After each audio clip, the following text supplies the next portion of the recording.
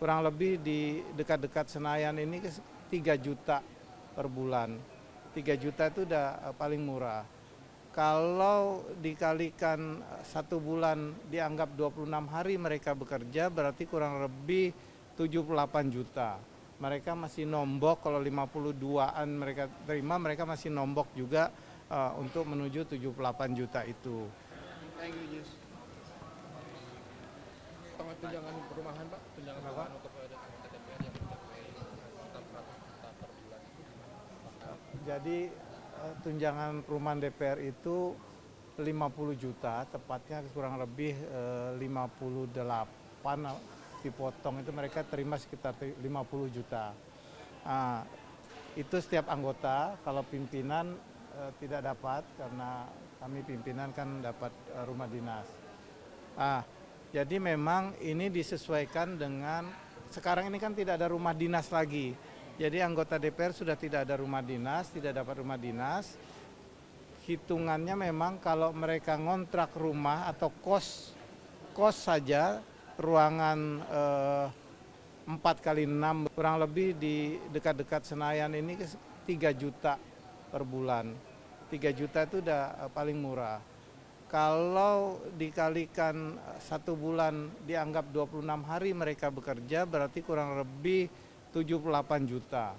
Mereka masih nombok, kalau 52-an mereka terima, mereka masih nombok juga untuk menuju 78 juta itu.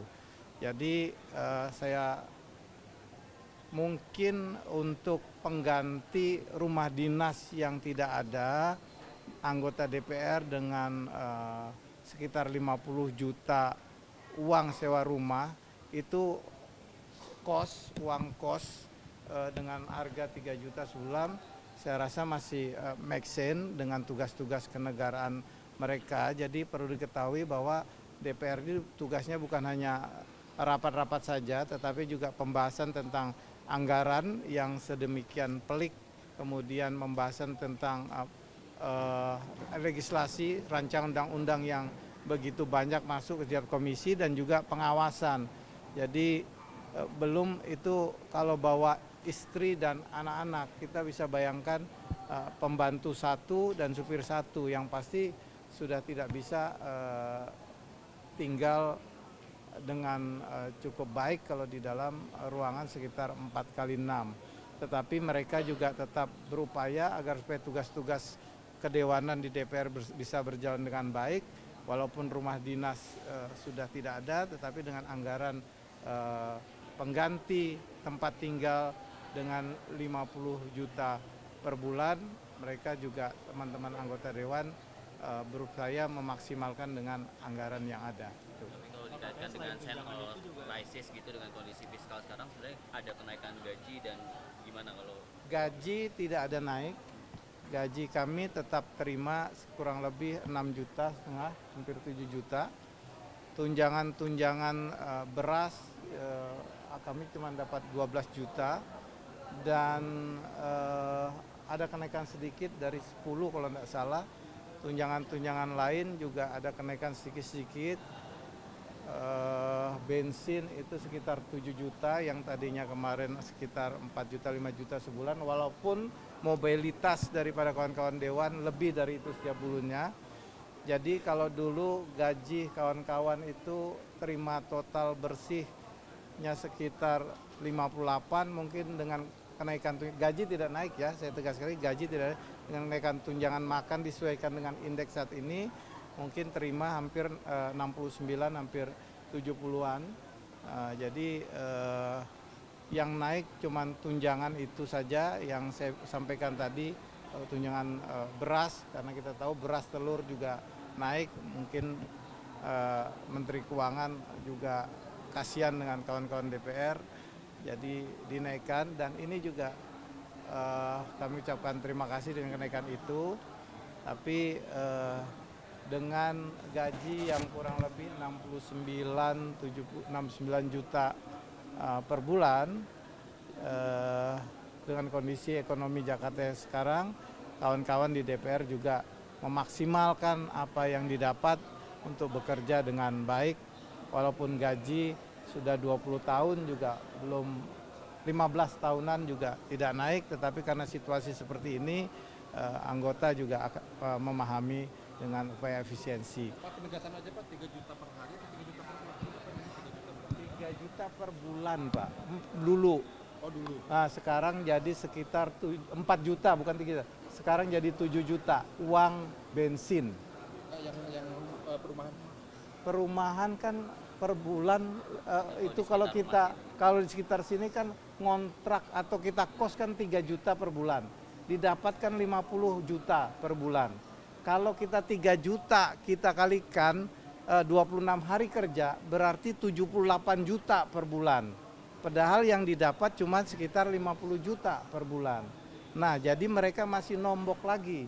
Nah, nanti kita pikirkan kalau memang masih dikira itu 50 juta terlalu besar, nah, teman-teman kita himbau cari kos-kosan kira-kira yang 1 jutaan lah begitu. Mungkin yang kamar mandi di luar atau seperti apa gitu. Ya kalau memang masih terlalu dianggap masih terlalu mahal kos-kosannya 3 juta. Pak, terkait Hakim Konstitusi itu Pak Arief Hidayat itu sudah mau masuk pensiun dan Komisi 3 kabarnya sudah ingin memproses itu. Nah, dari pimpinan DPR sendiri meminta untuk ada seleksi atau seperti apa? Kalau memang sudah pensiun kan memang harus diganti.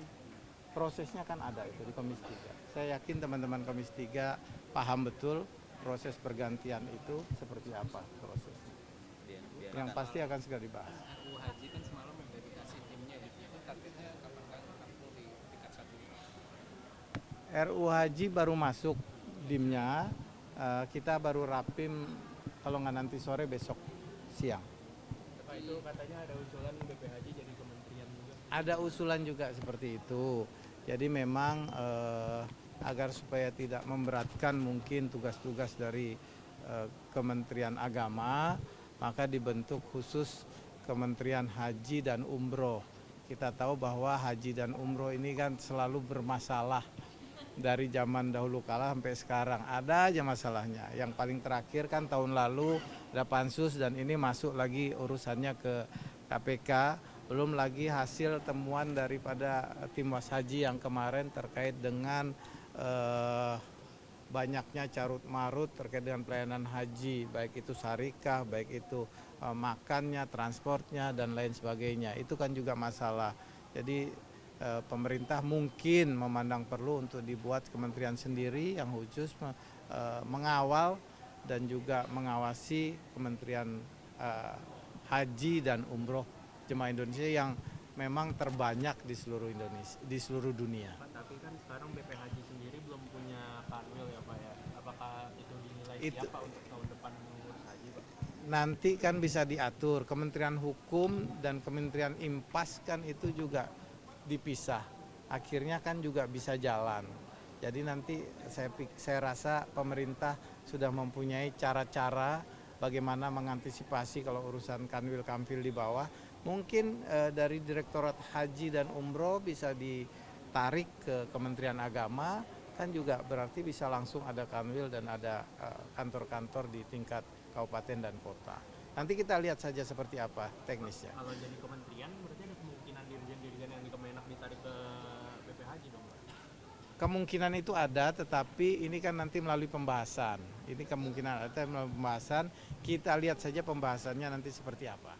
Tapi perlu merevisi undang-undang yang menyebutkan soal nomenklatur itu, misalnya undang-undang kementerian. Pasti ada revisi.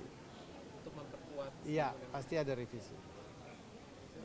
Satu lagi terkait kemarin di upacara Pak Prabowo membacakan seri teks proklamasi. Ini berbeda dari tradisi 20 tahun sebelumnya yang selalu dibacakan oleh Ketua MPR atau DPR atau DPD. Dari pimpinan sendiri melihat perbedaan ini bagaimana? Setiap pemerintahan presiden kan mempunyai caranya masing-masing, ya.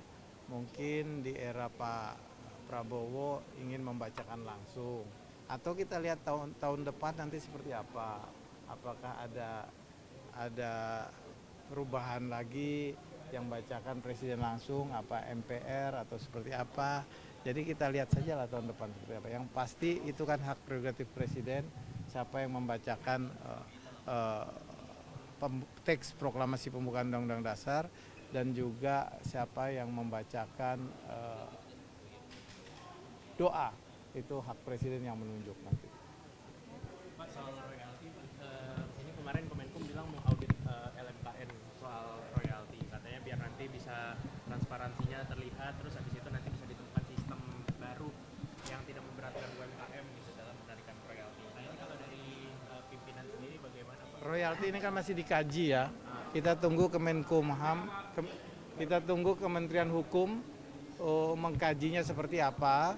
Nanti hasil kajian dari Kementerian Hukum itu kan diserahkan juga, dikoordinasikan dengan DPR. Nanti kita juga tentunya ada badan keahlian yang mengkaji ini, yang mengkaji hal-hal tersebut, bagaimana dengan royalti ini.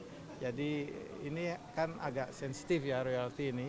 Terus ada aturan juga yang 5 tahun sudah tidak terpakai lagi, royalti tidak berlaku lagi dan lain sebagainya. Jadi kita lihat dulu nanti apa hasil kajian dari Menteri Hukum. Ada revisi undang-undang hak cipta nggak sih Pak? Dari Kita lihat nanti. Kita lihat. soalnya kan sekarang masih nggak jelas gitu, maksudnya apakah pengamen, kawinan itu masih Iya, makanya kita lihat nanti. Kalau memang diperlukan kita revisi, tidak ada masalah. DPR siap kerja terus kok. Kang, terakhir Kang, Pak, terkait ini katanya bakal ada perubahan periodisasi presiden, katanya presiden itu jabatannya Itu masih jauh, jangan berandai-andai. Kajiannya aja belum dimulai.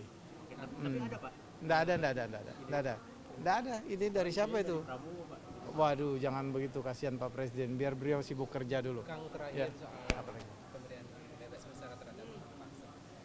Kenapa?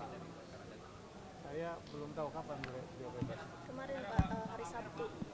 Ya, ditanyakan ke Menteri Hukum dong. Yang memberikan kan Menteri Hukum, bukan DPR. Nah kalau dari Golkar melihatnya gimana? Itu kan urusan pribadi kami. Golkar itu tidak bisa memberikan pandangan seperti apa, ditanyakan langsung kepada yang bersangkutan lah. Pak, soal usulan pemakzulan Wapres Gibran itu perkembangannya gimana ya Pak? Itu belum dibicarakan di Rapim. Nanti kami cek suratnya udah sampai mana. Tapi Ya. apakah udah menerima suratnya Pak? Saya belum lihat suratnya. Ya. Kalau soal PPHN Pak, DPR ini berperan juga nggak sih Pak dalam penyusunannya? PPHN, Pokok-pokok haluan negara. itu MPR.